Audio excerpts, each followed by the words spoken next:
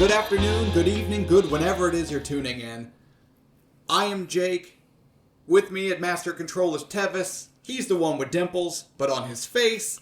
I'm the one with dimples, but on my butt. Episode 2!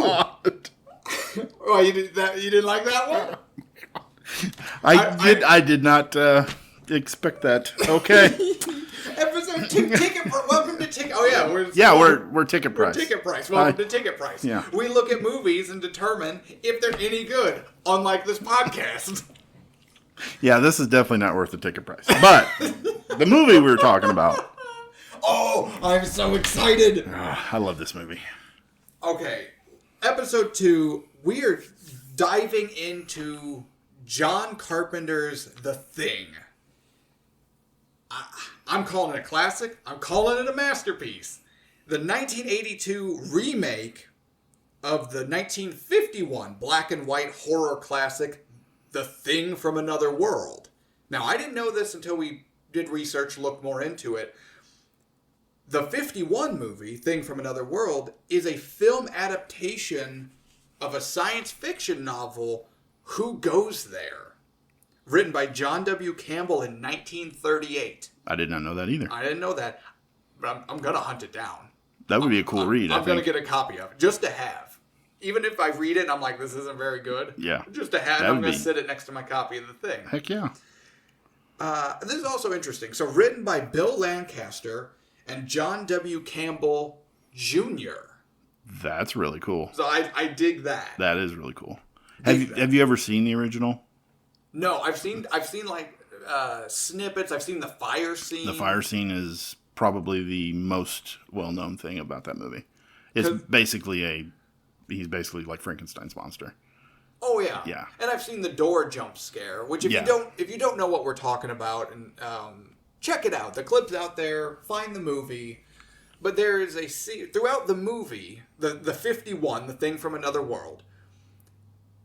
They show the characters opening and closing doors when they are moving from place to place within the base instead of just, cutting. Because typically you don't show that. That's wasted motion. Wasted time, yeah. It's wasted time. Unless you're setting something up. But they keep showing it. They keep showing it. And then mid-conversation opens the door. Boom! There's the monster. And you know what? Having seen the clip, still a good scare. Yeah, I think that holds up. It does hold up. But we're not talking about the 51. No. Maybe in a future episode. I'm in on that. Me too. But written by Campbell Jr., super cool. Obviously directed by John Carpenter. Starring Kurt Russell and Wilford Brimley. I love this movie. I love Kurt Russell. Diabetes. There, and I wasn't the first one. I wasn't the first one to do it. I couldn't resist. Okay. That's my last impression. Diabetes. No, I hope every episode we get more of your impressions. They're so good. Do you think more people know Wilford Brimley from this movie or from the diabetes commercial? Diabetes commercial. Yeah. Because, especially if you're of the right, even if you were old enough when the movie came out and you saw it in theaters, that commercial during the 90s was everywhere. When I was watching Chuck Norris Texas Ranger, why would you do that? It was on. When I was watching MacGyver, it would come on. When I'm watching The Price is Right with Bob Barker, it was on. It was on everywhere. I honestly cannot tell you another movie off the top of my head that Wilford Brimley was in. That's the only two that I can think of, is this movie and that commercial. I was going to say that the other one's not even a movie. No, I don't. I mean, I don't have anything. Mr. Brimley, I'm so sorry. Was he in Deliverance? You know I've never seen Deliverance. I know it's on our list to watch. But Yeah, I don't think he was, actually. I think that was... Let's get back to the thing. Back to the thing. Get back to the thing. Okay, this movie's ratings. 8.2 on IMDb, and Rotten Tomatoes gives it an 85. So very, very similar to The Shining from our previous episode. Although those are well-deserved numbers. But it shares a very common thread with Shining, is these numbers have been inflated over time. Modern audiences have taken to this movie more than the original theater audiences. That's a shame. Well, we'll get into 1982 thoughts here in a minute. Budget an estimated $15 million, grossed worldwide $39,200,000 and change. Oof. Yeah, that's not good.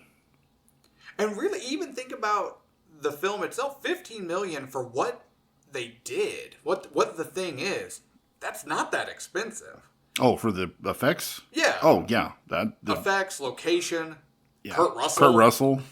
I mean, Wilford Brimley. Brimley. You know, he's rolling in the cash. I was about to make him. Just moving on. We're not talking specifically or exclusively about Wilford Brimley. Welcome to the Wilford Brimley podcast. We are dissecting the career of everyone's favorite diabetic. Oh, anyway, what? I hope that doesn't get edited out. I really do. So this movie had some Saturn Award nods, but we're not talking about those. That's not really that big a deal. It has a Razzie nomination for Worst Score. The score's not the best. It's not the worst. But to me, I'm like, okay, there's nothing wrong with the score. It's not great. No. But I'm like, Razzie? Really? Yeah, I'm sure there's something out there worse. Because it's basically just like just a guitar strum sound like a heartbeat? Yeah. I mean, so maybe that's why they're like, oh God, it's just a guitar strum to sound like a fucking heartbeat. Yeah, but they did that exact same thing as a special effect in Jurassic Park, and people are still talking about it. Well, you know I'm right. You know, I know. I keep seeing the water in that cup. Oh man! Why did that sound like a boner? Because you made the boner noise. I did. I don't know why. Instead of just boom. Yeah. Boom. Like a normal person. Like a normal human being. Okay. If anyone is interested in running Master Control and co-hosting a podcast about movies that isn't very good, please let me know at Jake at Ticket Price. Okay, reviews. This movie also, in its time, had some real mixed reviews. It didn't commercially do super well. The fans of it were outspoken, but critically, okay, Roger Ebert gave it 2.5 stars. God, Roger. Calling it a great barf bag movie. And Time Magazine said it wasn't so much a movie as it was an exercise in abstract art. I like that. I think that's a positive review. That is not a positive I review. feel like that's a positive review. Roger Ebert's not so much. I wonder, was Roger Ebert alive when The Human Centipede was released? Ooh, you know what? Maybe that's what killed him. God, I don't want to watch Human Centipede. I will never watch that again. I watched it once. And they made 3 of those. One for each person? No, I don't know. I have no idea. But I thought one was fine, and that's all we needed. Anyway, back to the movie. Back to a good movie. Back to a good movie. So yeah, we're diving in. Take me into your history with this movie. I love this movie so much. When I watched this as the first time when I was a kid, I was like, oh my God, this is so gory. The special effects were amazing. And I knew I've watched it, probably 100 times since then. I've owned it on VHS and DVD and Blu-ray, and it's definitely in my collection. I played the video game. Yeah. You played the board game yet? No. There's 2 board games. Is there actually. 2 board games? Yeah, there's 2 board games. I watched a YouTube video on how to play the board game, but I can't play it because I don't have friends. So that's true. We're coworkers. We're not friends. But it looks really cool. But anyway, I knew going into this that I loved it. That 100% loved it. I got a poster on my wall. Not in my bedroom. I'm not a man child. Wait, you know what? That's the one room of your house I haven't seen. Is that? Oh wait, is that your Scatman Carruthers poster? Scatman Carruthers. Yes. Boobs and afros. Big afros. But no, going into this, I knew I loved it. How about you? So, again, I Had you seen this before? Oh, yeah. Okay. Oh, yeah. It's in my collection. Yeah. I grew up with this movie. But that's the thing. I've seen it so many times, I cannot tell you the first time I see it. I have no idea. Oh, yeah. No idea. Same here. But this is my kind of horror movie. I'm not a big horror movie guy. I get all sweaty and jumpy, and my wife makes fun of me. She goes, "Why are you so clammy?" And I'm like, "Why are you talking? Don't talk to me. Get away." And I'm still married, by the way. Happily. You know, as far as she knows. No. Is she going to listen to this? Does she realistically? No. Okay. So yeah, if I need to tell you and the listeners anything about my home life, if I need to keep a secret, this would be the time. No, but I don't do horror movies, but this is my kind of horror movie. I don't like gory. I don't like jump scares. I like tension. This has a lot of tension. And this is all tension. And I eat it just the whole way through. I'm just shoveling it into my fat face. And I'm just like, oh yeah, give me more of this. Yes. You know what, side note, I kind of remembered it. But touching into when we watched it, what I think is interesting about this movie is it breaks the typical filmmaking rule that for your tension to work, for your scares to work, you've got to break it up with levity. The movie doesn't have shit for levity. It just gets slightly less tense, and then it gets real tense. Palmer does a pretty good job. A few times. Palmer didn't do anything for me. No? No. We'll get into it. Yeah. Okay. I don't dislike the character, but I wasn't like... I'll give you that. It wasn't like... It wasn't like the MCU movies now where they try to inject humor after any kind of dramatic scene. Right. You know, right. But he brought a little bit of comedy, but it wasn't overly done. Yeah, but if this movie has levity, which I'm saying it doesn't, it's light at the best. Because it's usually just the tension is just turned down from a 10 to like a 6. And then it goes right back to 10. Yes, absolutely. So this movie, you pulled it from the hat. We knew we were going to watch it. I was super duper excited.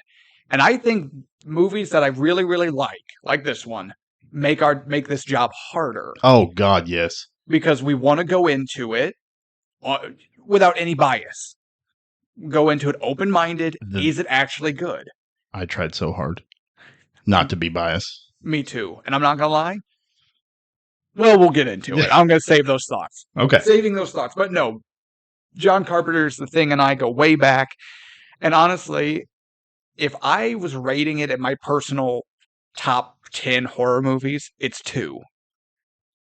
Okay. The second one being John Carpenter's Halloween. Really? With Michael Myers. Yeah. Oh, yeah. Okay. Oh, yeah. We're going to get into Halloween. I'm going to super enjoy that. Maybe we'll do it for Halloween. That would be better. You would think we would have that planned out already, but... No, we just go. We just go. We're not smart enough for that. But no, so John Carpenter is my top 2 for horror movies. So absolutely love this movie. But apparently, and especially if we're looking at it from when it was made, we'd be the only ones. Technically, it little more than doubled its money, but it's not. That's worldwide. That sucks. Yeah, it's not good. How much crap did John Carpenter get from that? How much work did he miss out on because the movie bombed so hard? That's a good question. Was this before or after like his run of The Fog and God, I'm blanking on all of his movies right now. Assault on Precinct 13. I'd have to look them up and see their dates. I'm not sure. Until I do homework. I'm terrible with like directors' names, when movies came out. That's not my thing. We can talk about movies all day. You want to know hard data? I got nothing. I got absolutely nothing. And this is why Tevis sits at master control. He's going to get that pulled up for us. We see Kurt Russell, he's young, he's sexy, he's our leading man, but this isn't action movie Kurt Russell, right? This isn't Tombstone. This isn't Escape from New York, right? He's still everything you want in a leading man, but he's paranoid. He's unsure, but doing his best. And it's cool to see this kind of leading man. And I think he does it well. Well, yeah, he's paranoid right at the beginning because of the chess game. No, he's just an asshole. No, he thinks he's so paranoid. He thinks the computer game is cheating him. No, he's just a sore loser, and then he breaks the base's only chess master computer by pouring his drink into it. And how terrible is he to sit up there by himself and play a game of chess when he's got all these guys down there to hang out and play chess with? I wouldn't want to play chess with these assholes either. We meet them in the movie. You don't want to play chess with Childs? No. Or Palmer or Windows. Who's that fucking guy who just hangs out with the dogs all day? Oh God, hold on. Damn it. It's gonna come to me. Oh shoot. Yeah, no, maybe Wilford Brimley. I would hang out with Wilford Brimley. He'd be a cool grandpa. He seems like the coolest grandpa. Yeah. Have you found our information? Yeah, I am trying to dance this out as long as I can. Yeah, I can edit. Okay. I will say one thing I'm not going to try to do, because I kind of tried to do it while rewatching it, is I could not follow the timeline of infection.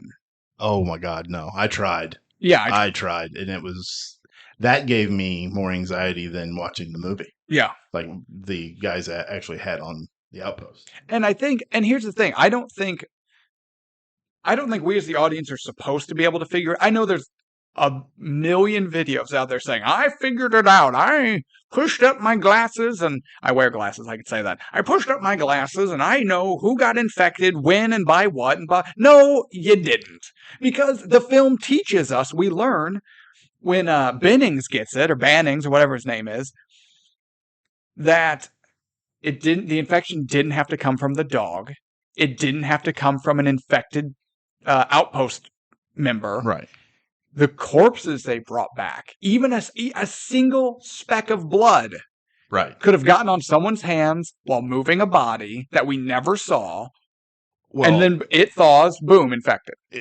Fucking Wilford Brimley's like bareback in this fucking thing when he's dissecting it, and he's got a pair of gloves on. Yeah, but one set of gloves. Like, what are you doing? You're grabbing this thing's bones and like cracking it. Like he goes elbow deep. Oh my God!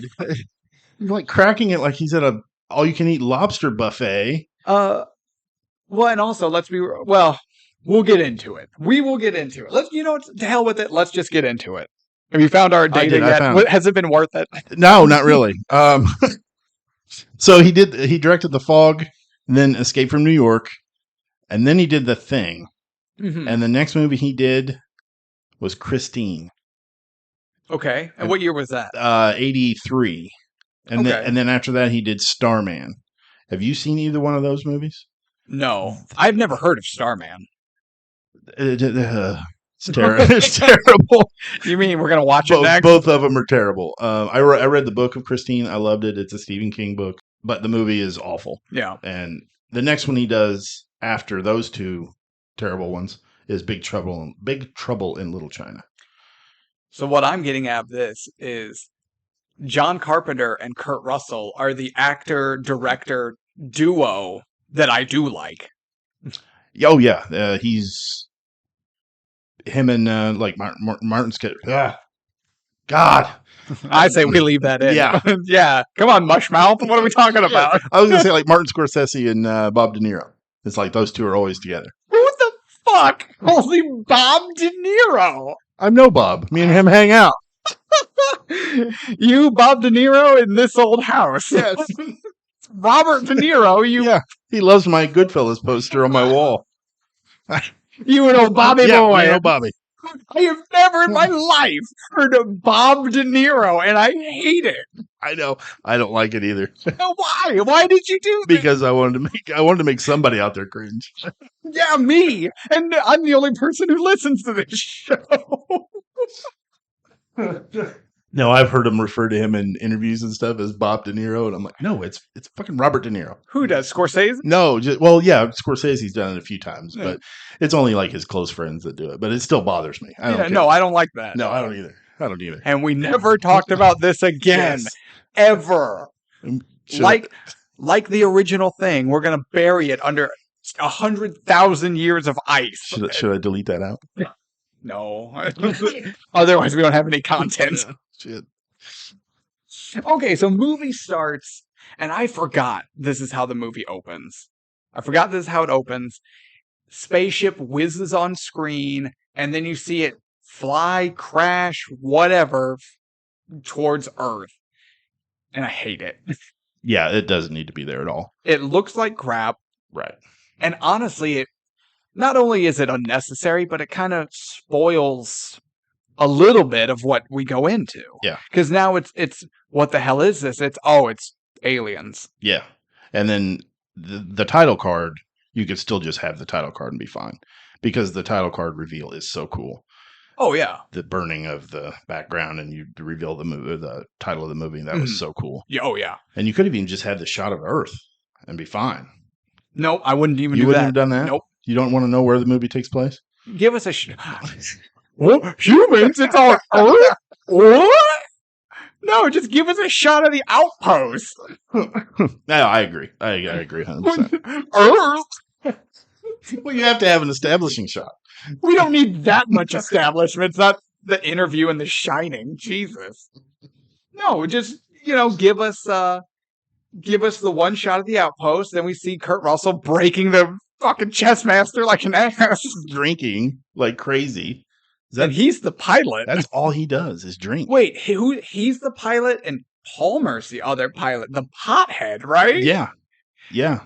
Now, I say that. That is not a derogatory comment towards if you want to recreationally and responsibly enjoy whatever. I don't care. Doesn't affect me.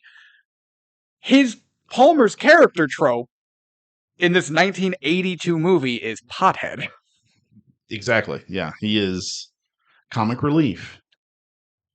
Kinda. Minimal. Yeah. But yeah, he is the pothead. Although he does roll the biggest joints. It's a Cheech and Chong level joint. And him and isn't it Childs both hit off of it? While they're watching tapes of game shows. I've already seen this one. No, this one ends. And then he ejects it. But no, I think we should have gone just right into the establishing shot of the outpost. Then we see Kurt Russell. He breaks the computer. We kind of see everybody else. Then helicopter, gunshots, chasing the dog. And without the alien buildup, yeah, we have no clue. We would be going, the hell is going on? Yeah. Instead, we're going, that dog's probably an alien. Yes. So I don't have many hard critiques of this movie. This is honestly probably my biggest one. I have another one, but that's for later. Okay. So they go in. Should we talk about how the Norwegians are trying to kill the dog? Or if you spoke Norwegian, you'd know what the hell's going on right off the bat. I guess that's true. Yeah. But I'm not blaming any of them for not speaking Norwegian. Why would you speak Norwegian? What else have they got to do out there? Learn a fucking language, you savages. Learn something. Quit taking fucking tokes off giant doobies. It's like doobies. How old are you? These damn kids and their doobies. They're taking their marijuana pills and ruining the nation. Goddamn MTV music. Stop it. Just stop it. But no, the captain of the outpost or whatever, smashes a window in an Arctic base and then shoots that guy through the eye and has no hesitation. He's the captain. Shouldn't he be out there with them? But no, he's behind a wall and shatters the glass. Yeah, like an Old West movie. Just breaks the glass. Like I never thought of it like that he's way. Ike Clanton at the OK Corral. Just breaks the glass out and then just shoots that guy. I never thought of that at all. But yeah, you're right. Oh, watch the way he breaks the glass and tell me that isn't every episode of Gunsmoke they've ever been. James Arness reference of the day. How old are you? You're making fun of my doobie joke and you're bringing up Gunsmoke. What the shit? If I'm being honest, Wilfred Brimley and the other doctors have yet to determine an accurate carbon dating only goes back so far. Oh, these dinosaurs need to get the hell off my lawn. But no, he breaks the glass, shoots at him like we didn't try to figure out the hell is going on. Yeah. Now, I didn't care. Was that before or after the helicopter blew up? That was after. That was right after. Okay. Like helicopter explodes. Bennings gets winged in the leg. From a poorly thrown napalm grenade. I mean, oh my God. That grenade floats so far, and then the helicopter inexplicably just goes up in a fireball. And he digs in the snow, nowhere near the giant hole that it left. But he's digging around like an asshole. Like, you got a marker right there where it's at. You fucking idiot. Goddamn Norwegians. If you are Norwegian or of Norwegian heritage listening to this, get in contact with us. Why so dumb? No, we're just gonna burn all the bridges as we go. These goddamn Norwegian. No, because the first rule of about grenades is if you pull the pin and drop it, you frantically dig for it and try to find it. And it'll be totally fine. Totally fine. There's a really long timer on those. Like was that Clint Eastwood movie where it was he lights that stick of dynamite and throws it at the guy like it's supposed to be scary, but the fuse on the dynamite is easily 2.5 feet long. I don't know what movie that is. I don't watch Clint Eastwood movies. I don't blame you there. No. Fuck you, Clint Eastwood. I'm sure we'll get into them. Spaghetti West. Never mind. We're not talking about unless we're talking about the captain of the. That's how we got talking about Spaghetti West here. Okay. No, Banning gets winged in the leg. Captain blows his face. Clark, the dog guy. You asked what the dog guy's name was. Clark. Clark. Okay. Because Wilford Brimley. Watch Clark. Yeah, he was with the dogs all day. Close. That was a pretty good. That was a really good. Yeah. God, I'm going to have to come up with one for this one now. So, okay, it's kind of fun, but you can tell we're bagging on this movie way more than the last one because we love it, right? Yeah. It's like you don't joke around and give acquaintances a hard time. You bust your buddy's balls. Absolutely. Right? And that's what we're doing because I love this movie. I'm being very nitpicky, too. Oh, I'm not. I just like to have a good time. Damn it, what was I going to say now? I don't even remember. Oh, so Clark, they save the dog. That dog immediately just licks Clark's mouth as if he has cheese whiz in his facial hair. He's trying hard, isn't he? Shouldn't that be an infection? That dog's saliva is 100% in his mouth, or at the very least, on his face, which, as we learn, is enough. Yeah. That should be infection. Should be. Okay. I don't know, though, because, like I said earlier, Wilford Brimley. Yeah, you know those gloves ripped. No, we don't. Yes. We don't know that. He got elbow deep, but that doesn't mean his PPE, personal protective equipment, failed. Oh. I went to school once. I would have had to look that up. It was a single room schoolhouse. Yeah. All the grades sat together. We had the one school marm. Were you all related? No, except the Yoders, but, there was a big family.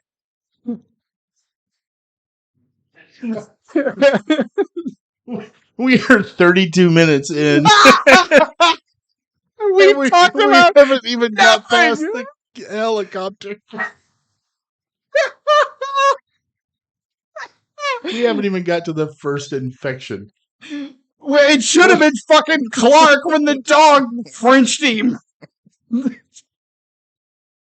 Spoilers, it was not Clark. Okay. Moving on. For the love of God. Okay. So, movie progresses. It becomes what I think is a textbook, must-be-studied example of paranoia and tension-based horror movie. That's where you're talking. You're just staring at me. Oh, is it? I would like to just go ahead and accept the award for Best Podcast, Most Professional Co-Hosts. Thank you all so much. I didn't think my walkie was on. What?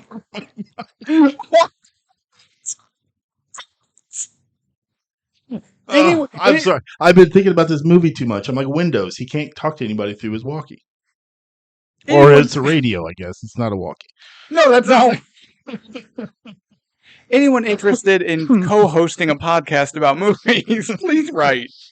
Oh my god. Okay, I'm gonna move us along. Okay, I'm glad somebody's professional. That fucking hat. And I'm actually reading verbatim from my notes. That fucking hat.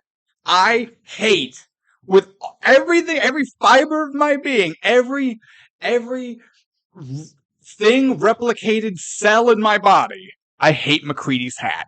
That hat is amazing. That is the #1 worst hat in cinema history. Oh, is that worse than Yes. Jack Sparrow's hat? Yes. Yeah, I like Jack Sparrow's hat. Then why did you even bring it up? Because I was wanting your opinion. This is where we have a back and forth. Oh, Johnny Depp sucks dick. His girlfriend poops in his bed. What do you want from me? I am not a Johnny Depp fan. He plays one character, regardless of the role, and he plays it poorly. So when we get to Johnny Depp movies, get ready for that. No, McCready's hat. Okay, what is the purpose of a hat? Well, it has a bill or a brim to block the sun from your eyes. Oh wait, McCready's hat is a cowboy hat, jackknife sideways, with all the folds, with all the bill folded upward. It blocks nothing. Well, when you're in a cold environment like an Arctic outpost, it protects your ears. Nope! Strike 2! It doesn't even touch his ears! I have to pull the picture up. Sometimes hats have no basic utility and are just things that look cool. Hard strike 3. Damn. This hat is the worst hat in cinema history. We're going to spend the next 30 minutes talking about McCready's hat. And looking for the picture. Yeah. Why do you want to cast your eyes on the worst thing that's ever been invented? So the dog enters. We get to meet a little bit more of the crew. Banning's bitching about getting winged in the leg. We get to meet some of the characters. But more importantly, we see the dog in the background, roaming around, milling about, in almost every scene from that point on. The dog is present. Yeah, he's running around in the rec area where they're all playing and just relaxing. He brushes against Banning's wounded leg. Yeah. But that's when Clark puts him with the other dogs. Buckle up, motherfucker. It's about to get real. Was that he went into a room, that dog went into a room with that shadow cast against the wall. Correct. And you don't know who that is. I suspect Norris. But we're good. That's a whole rabbit hole for another episode. But how cool was that dog? How good of acting was that dog? Just kind of creeping through the hallway, and then he goes to go in the doorway, and he hears somebody else in that room, and he turns, and he comes back. Yeah. Then he goes to the doorway, and he looks up, and he's like, "I got you, motherfucker," and he goes. But no, so but when Banning tells Clark, lock that mutt up with the others, and Clark does it, we see the dog get put into the kennel with the others. This movie jumps to 100 miles an hour and never slows down. Yes, because that transformation scene, I can't even describe it. It was so good. From the beginning when the dog walks in and he just kind of sits down and he stares. Shaking. But he doesn't ever take his stare off. Even the dogs are like walking around him and looking at him and barking at him, and he's still focused on the wall and then starts to shake. Yeah, and I'm like, what the hell? That one poor dog that gets sprayed with all the crap. You want to talk about a dog actor having a bad day on set? That's the Shelley Duvall of the dog acting. It was fine. What are you talking about? That dog wasn't even acting. He was like, yeah. That's what I'm saying. Motherfucker with a hose is spraying me with some kind of goo. It's like Stanley Kubrick back there. Just torturing that dog. Torturing that dog. You're not wrong. No. Also, because I'm a professional, so I've done no research. The dog that's chewing the fence off, that's gimmicked, right? Like that's the fence. Yeah. Yo, yeah. Okay. Yeah, you can kind of tell it's not. Yeah, a real, that's what I thought. Breakaway fence, but because it's a great shot. Yes. But I'm like, if that's real, because it's 1982, people don't give a shit. That's true. And I'd be real mad if that was. Yeah. If they were having a dog do that. Yeah, that is totally a breakaway. Okay, good. But it's so cool they even thought about doing that. A dog so afraid that he's chewing that fence out. Yeah. It's great. It's finally seen. The fire alarms hit. People come in. And everyone is, and we finally get to see the thing, right? And everyone just goes, what the fuck? And they do eventually torch it, right? They get the flamethrower. They get the flamethrower. Why are there so many flamethrowers at a research facility? What are they researching? Flamethrower. Apparently. Yeah, that's a question I never even thought of before. What are they researching? Well, or why are there so many flamethrowers? There's at least, 4? 5? That I'm not sure. There's enough. But why would you need one? Well, presumably to melt snow and ice as it builds up at an Arctic base, I would think. But, there's a lot of... They also have an inexplicably large amount of dynamite. Well, that goes back to what they're researching. Do we ever find out that? No. Okay, I didn't think so. Nope. So... But if you need to blow up some ice... Yeah. You know. So shit goes down. Yeah. Everyone realizes we need to figure out what the hell happened to the Norwegians. Right? Right. Because it's after that. Yeah. Then they go. And that's McCready's hat is so stupid. Watch him after he and Doc land at the base. He has to get out of the helicopter backwards and finagle his head because he's got this ridiculous, stupid hat. I hate it. I hate it. It's like Jim Carrey in Dumb and Dumber when he has that giant cowboy hat and he's talking to the old woman. Yeah. Yeah. What's the lie I'm laughing to? I can't even get it out. Something about what they say about old people, although slow and dangerous behind the wheel, can still serve a purpose. Yeah, but you know what? That hat at least would block sun, which is the whole purpose of a hat. Unlike McCready's, that piece of garbage. Well, that's the last time you see it, though, isn't it? No. No? I thought it was. I think he ends with it. He still has it on his back. No. That's maybe. It. Join us next week as we rewatch John Carpenter's The Thing to document every appearance of the hat. But anyway, that's when they discover the Norwegians uncovered something. And it appears to be extraterrestrial. Then they find the spaceship, go down. Boom! We now know it's aliens. Yes. We don't need the shot in the beginning 100%. Showing the spaceship. Let the audience go, what in the world is going on? And do we even need them going down and exploring the top of that ship? Because they bring back a videotape and show the rest of the crew. And they bring back the half-mutated body, but that was from the base. Yeah. That wasn't the ship. No, I think they just wanted a cool shot of, look, we have a ship mini, but with computers, we can shrink Doc and Kurt Russell down. And yeah. But yeah, you know what?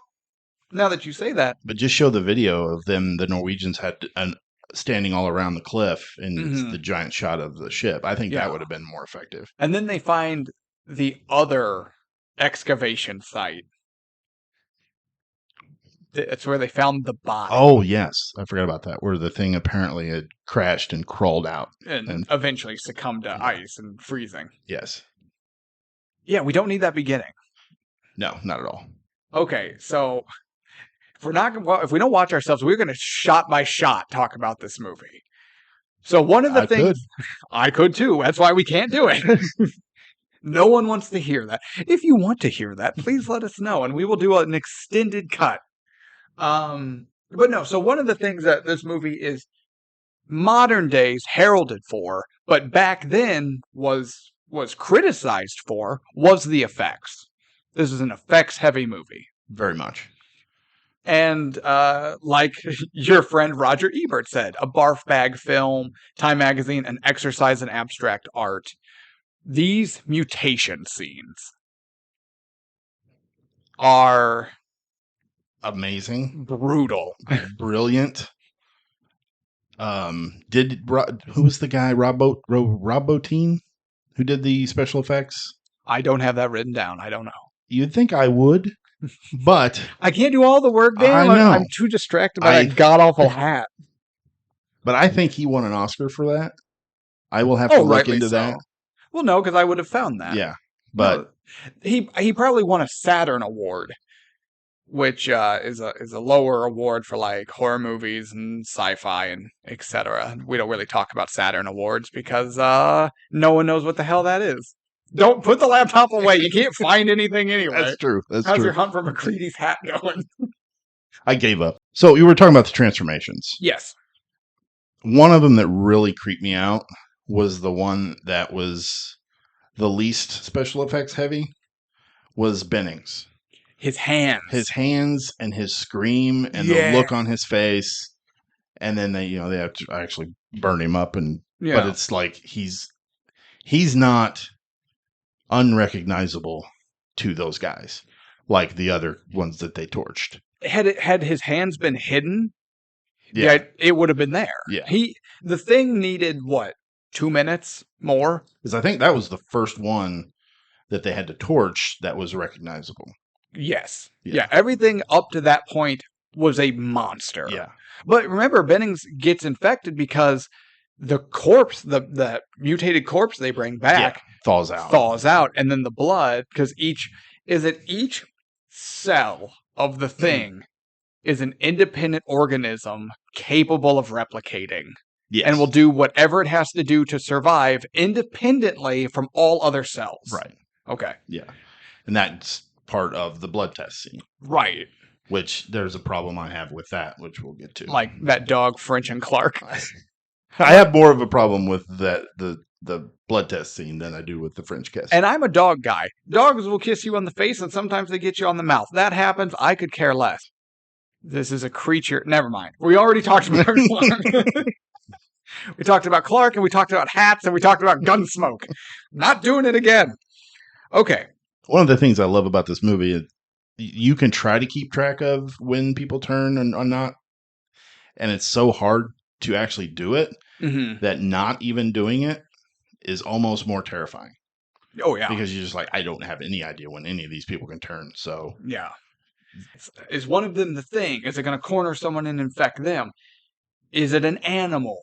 Is it like when Norris transforms? And we'll talk about Norris's transformation more in depth. Oh, yeah. But his head separates and becomes its own entity, right? So good. So whether it's a dog, whether it's a person, whether it could be, this tiny body part that escaped right? Yeah. How do you know you got them all? And that's the thing, is they're torching them. Cool. You hope for the best?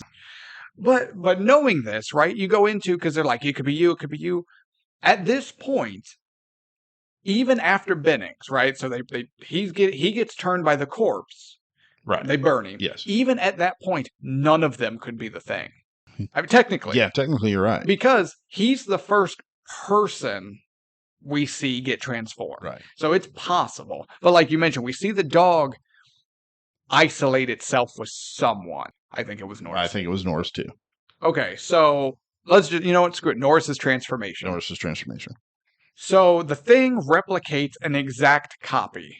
Well, Norris has a bad heart. From questionable life decisions over a long period of time. Yeah, but it replicated a bad heart, and the thing has a heart attack. Does that make sense? Or am I being nitpicky? Wouldn't the rest of the body separate itself from the heart if the heart was causing stress and pain? I don't know. But I mean, if it's making an exact copy, then... Right, if it's making an exact copy, the heart would still fail. But the rest of it would be like, we don't need this. Just move on. It makes for a good reveal later. Like, you don't expect Norris to be the thing because, he had a heart attack. What alien creature's like, oh, shit. You don't see E.T. The movie would have been better. E.T. sucks. Oh my God. We'll get to that later, I love folks. E.T.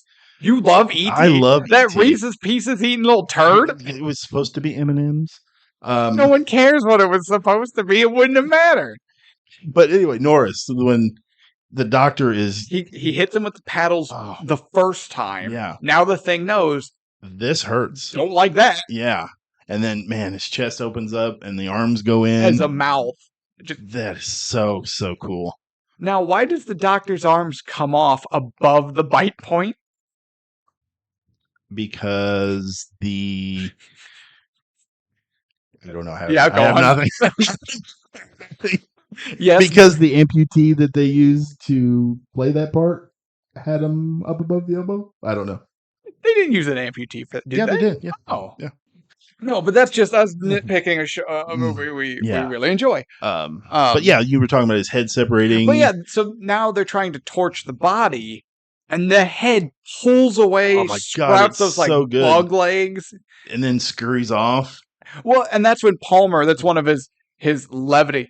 You gotta be fucking kidding me. That is outstanding. And then they torch the head. That is outstanding. Yeah. So that is the best creature of the entire movie. Let me ask you a question about while we're still on special effects, let me hit you with something. Do they hold up? That one does. Mm-hmm. The dogs do. The dog one does. The Palmer one and the Windows. No. Palmer's does to a point. And it was even at the point of his head getting squished and transforming. And I kept looking at it thinking, is that like just a milk jug that's getting sucked in? And yeah, because it just didn't work at a certain point. And then for some reason, the body flies up to the roof. Well, the strength of the thing biting Windows' head is like throwing the body around. Well, it flies up to the ceiling first. Oh, yeah. And then he comes crashing down. Because it reminded me of, poor Nancy or whatever her name is from Nightmare on Elm Street when she gets thrown around in her dream and all over the, when Johnny Depp gets pulled up to the ceiling and spun about. Poor Johnny Depp. Go to hell, Johnny Depp. But then he falls back down to the ground, and that's when he stands up and his head opens up and big mouth bites Windows. So, and then that body that's the ragdoll effects of Windows, I can only describe as something you would see from a Three Stooges short. Yeah. When you see Curly fall off the roof of the building or what, and it's the most obvious doll. Yeah, it's not good. That one does not hold up. But I'll even say Blair at the end. Blair's does. Even though it is a mixture of stop motion and live effects. The scene of him dragging the captain with his hand attached to his face and all the skin is morphing together as one still creeps me out. That still one gives me chills. Yeah, I forgot about that until you just said that. So for me, it depends on how you want to measure does it hold up.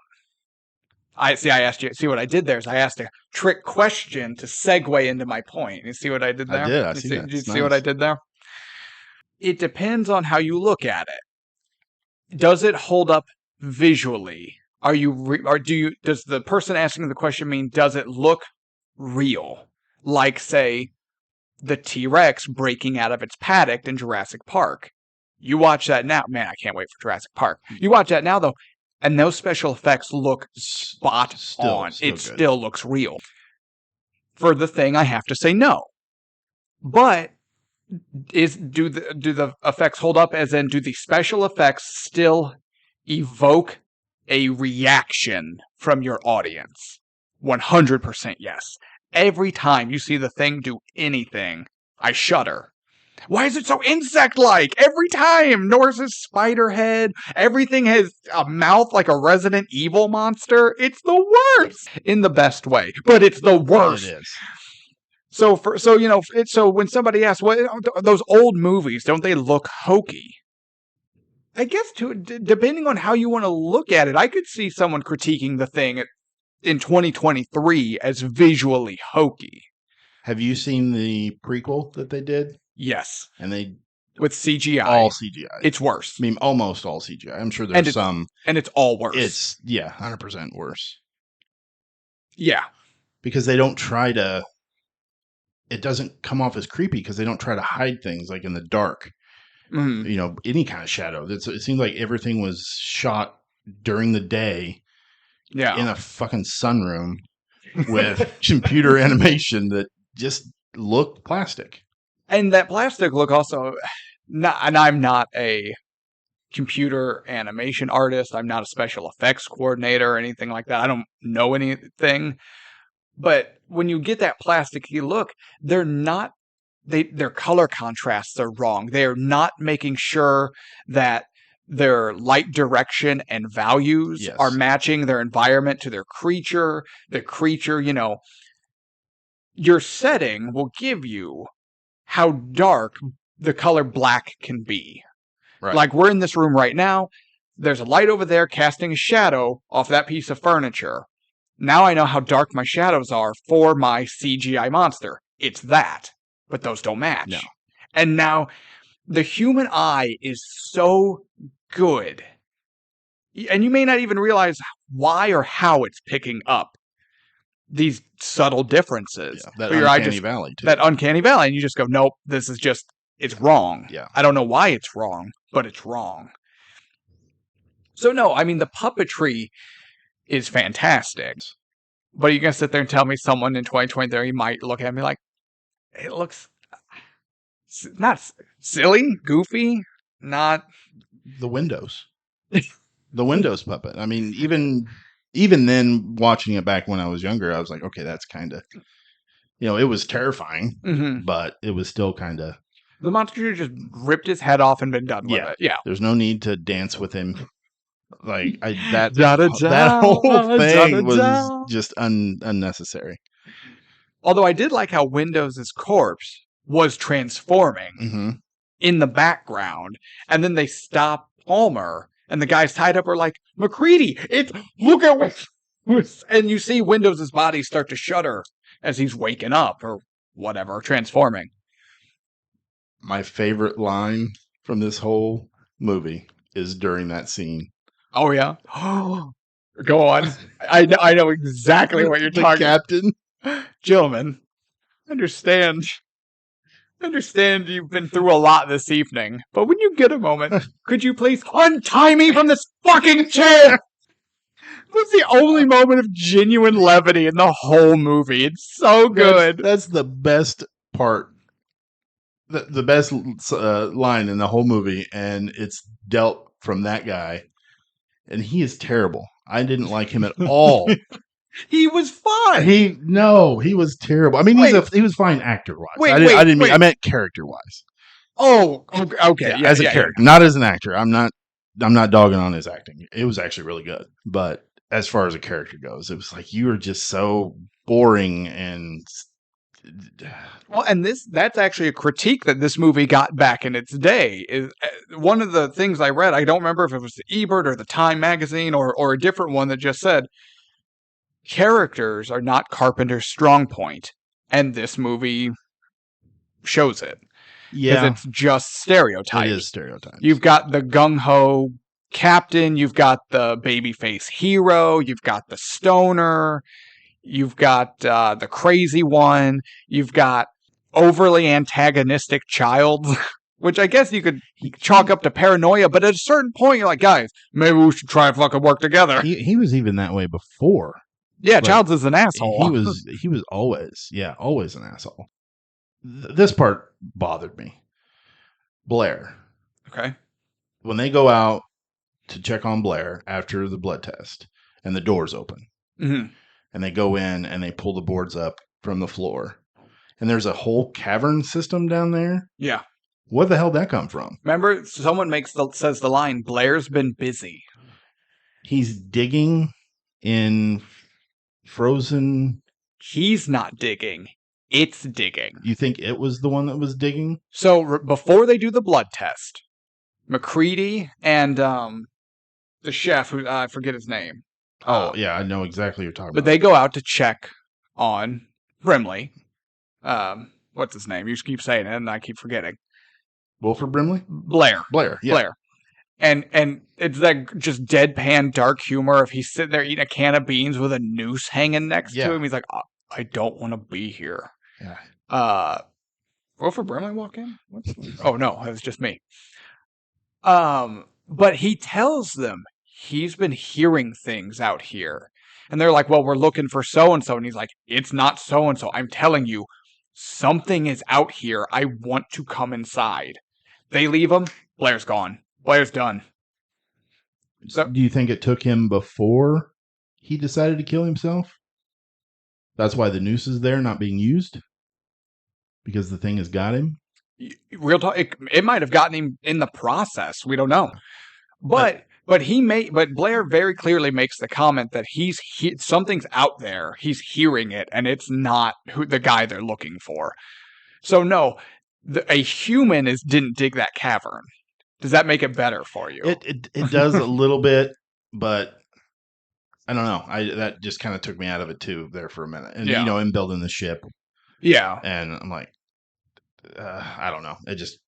That part bothered me. That whole Blair from Blair being in there to that part, that didn't set well with me. Yeah, this movie is real bad about, hey, we're a horror movie. Everyone go off separately, even though we've already established that it only attacks when we're isolated from each other. Yeah, they all should have done things together. Once they as a group learn that fact, they should have only moved as an entire group, right? 100%.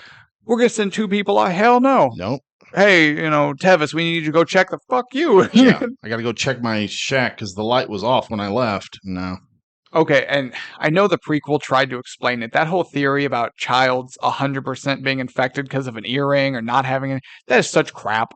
I'm watching that scene specifically looking for an earring, and you can barely see Childs' ears. Yeah, and I tried to watch this movie not knowing anything about the prequel because I'm judging it by this movie, not from previous knowledge of another film. Right, because that's what we're doing. Is this movie good? And that goes too with the other theory you were talking about theories. They have that theory of you can't see Child's breath, so in the cold, so therefore he is the thing. Yeah, but there you can totally see it. It's just he's in the dark. Yeah, and he's been outside most of the time. That's the thing, right? His body temperature, having been stuck outside, would have dropped. He wouldn't have been giving off heat vapor. No, because he even said, he thought he saw Norris and got lost on the way and couldn't find his way back. Blair. Yeah, that's right. Blair, sorry. So that whole theory is shot to shit too. Yeah. And do you know anything about the theory about the gleam in the eye? No, I haven't heard that one. That's another one that they're making up to try to figure out who the thing was. Mm-hmm. The characters that are the thing do not have a glint in their eye, but that's been totally destroyed by John Carpenter himself. Yeah, there's no. But here's the thing, especially if you know John Carpenter and you know his work, and we talked about the original Halloween earlier, he loves ambiguity because that's what makes the tension. So everyone can try however they want. You will never know if Childs is the thing or not. You will never know. Because I'll tell you right now, if you were to ask John Carpenter, he'd probably go, he doesn't know. I don't know, because I never thought about it. Because that question is not meant to, because if that question has an answer, it ruins the ending. Yeah, absolutely. It doesn't matter. It's whatever you want. It's why Laurie and the doc check over the balcony and Michael Myers is gone. And then music hits. And it's, what happened? Where did he go? I have to walk home after this. Yeah. And the franchise should have stopped. Yeah, probably. Yeah. But that's the thing. He loves that ambiguity. You're not supposed to know or figure it out. That ruins the movie. Stop ruining the movie. Stop it. What was your thoughts on the final monster, Blair? Once it's like tunneling and it's knocking up the floorboards, I'm like, okay, sure. I'm unsure. And then it mutates back into like an original version of like the dog. Partially, kind of. Yeah. It's part dog. Honestly, I was underwhelmed. If I'm being honest, I was underwhelmed. I liked that it was part Blair, part human, whatever, but then like the dog elements come back. But it was missing something for me. However, Kurt Russell gives the greatest one-liner an action hero has ever given the big bad right before killing them. What's that? Lights the dynamite. Yeah, fuck you too. Throws it, explosion. I don't remember that. Yeah, fuck you too. Oh my God. So the monster's coming up under the floorboards. Kurt Russell dive rolls, dodges it. Monster comes up, starts to mutate, is roaring and squealing at him, and he lights that dynamite. And delivers the best line ever. What a fantastic line. Because it's not witty. It's not quippy. What a fantastic, down-to-earth, tough guy. Like, yeah, you know what? Right back at you. Yeah, Arnold Schwarzenegger wouldn't have done that one. No, he No. gives us stick around. Yeah, there it is. That's what I was waiting Yeah, for. I gotta get Arnold in here. Yeah, fuck you too. It just Dynamite. it seemed the ending just seemed so quick. Like it was so easy to kill it. But we don't know if it's dead. I mean, obviously. Well, but that's the thing. I think we do know if it's dead, and the answer is it's not. That he kills it with dynamite. He didn't kill it. He destroyed the greater mutated form. There's a splatter effect that's true. with living cells everywhere. It's like when you kill a spider and all the babies come out, and you're like, "Oh my god!" Yeah, and that's the last time I ate at Denny's. Yeah. So,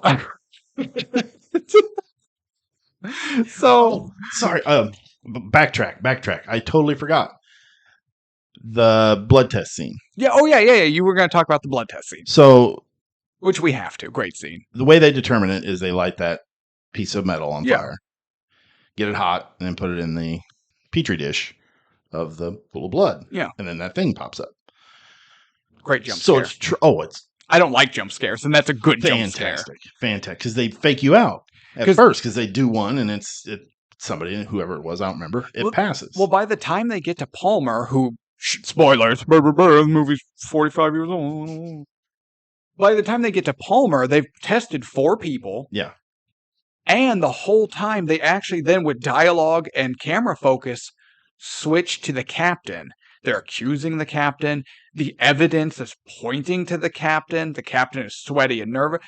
And then, during the dialogue, they're absent-mindedly testing Palmer. They've pulled our focus away from the test. And away from everyone else. It's McCready and the captain. Yeah. Boom. Yeah. And it's fantastic. So the thing freaks out because it's trying to protect itself. Mm-hmm. Wouldn't it have freaked out when you cut his finger to make him bleed?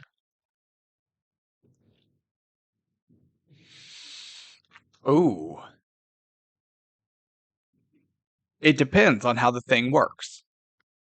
Because it's back to Norris and the heart attack, right? Because the cells individually will defend themselves. But I wonder if it's like the cells will individually defend themselves if they have to. Like, I wonder if it's enough damage has to be done to the greater entity. Right? Like, Norris has a heart attack. Well, okay. When he gets shocked, he's like, oh shit. The heart cells die. Yeah. But the thing is like, it's recovering almost. It's like we can move on from this. The electricity goes through the whole system. It goes into freak out mode. Fair point. So if you just cut your finger, but the full human form is the thing, maybe it's like, yeah, but the entire structure is okay. It's almost like you're a robot. It's like, okay, damage check. We're okay. Yeah. Right? But then when you try to burn an individual cell, like a blood cell, it's going to freak out. That makes sense. This is based on my knowledge of absolutely nothing and should be taken with all the salt. All of it. That theory is going to be in the documentary. Oh, wait, am I going to be interviewed in the next documentary? Yes, They're like, why didn't that happen? Well, it's going to say doctor underneath my name tag or something. It's like, well, you see, cellular biology. Also, okay, you're talking about, I guess, or things that it's like, wait a minute, would that work? Yeah. They're using a scalpel to cut fingers to test the blood on a creature that infects you as like a germ. Yeah, and they never clean the damn thing. Well, someone wipes it on their pants.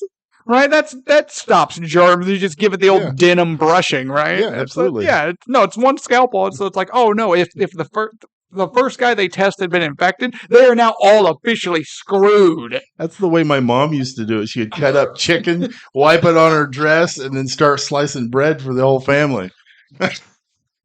It's fine. Yeah, it's fine. It's good for a little salmonella. Yeah, a little alien goo is good for you. It'll be all right. Just rub some dirt on it. Right? So let's go back to the dog making out with Clark. It's like, huh. But here's the thing, though. While it's fun to joke and talk about that with your friends, because that's what movies are about, those little things don't bother me. No, Now, me it's either. fun to talk, but they don't bother, right? Because at the end, if anything, it gives it character, It right? doesn't matter. I'm not trying to see the sculpture of David when I go to a movie. It does not have to be perfect. I've never seen that. Is it perfect? Yeah. It is. Yeah. I might have to look it up. You don't know what I'm talking Yeah, I know about? what you're talking about. Well, it could use a hat. And some pants. No. Because isn't that the one that gets broken in the Goonies and they glue it on upside down? Yeah. Also, Oh, never mind. No, Never no, mind. I know what you're going to say. I'm not. I hope I pulled that movie out of the fucking hat. Joke's on you. I took the movie out of the hat weeks ago. Threw it away. We have to stop. We can't keep talking about this movie. We've been in this room for so long. But it's such a good movie. We could keep going. We could keep going about the fucking helicopter. Not even touch anything else. We already did. What am I? No. Can we touch base one more time about McCready's hat? Oh my god. Worst hat in cinema history. If you all know I'm right. Tevis, you know I'm right. The people listening know I'm right. Kurt Russell knows I'm right. Worst hat in cinema history. I'm going to go on Amazon and see if I can order one. Wait, you're going to do this now while we're recording? You're goddamn professional? You're doing this right now? What the fuck are you doing? Put your phone away. I'm not your high school teacher. I don't give a shit. Okay. There were not cell phones when I was in high school because I'm an old motherfucker. I'm glad you iterated that the way you did. Thank you. You're welcome. We only get so many F-bombs before they move us from PG-13 to R, and that's what we're going to use it on. Yeah, you're right. I probably should edit that out. Leave all the other ones before this one. Leave all of them. Take this one out. If you're hearing a hard cut, Tevis used potty language, and we've been edited. Okay, so let's wrap it up. John Carpenter's The Thing. Overrated, underrated, just right. Is it a classic? Is it just not worth the ticket price? Where are we landing here? Can I say it's underrated? I feel like this movie doesn't get as much love as it deserves. Even though I know it's not underrated. It's everybody who talks about this movie talk about how great this movie is, from the acting to the special effects, just the tense moments in the movie itself. I would say it's just right, if I'm being honest. And definitely worth the ticket price.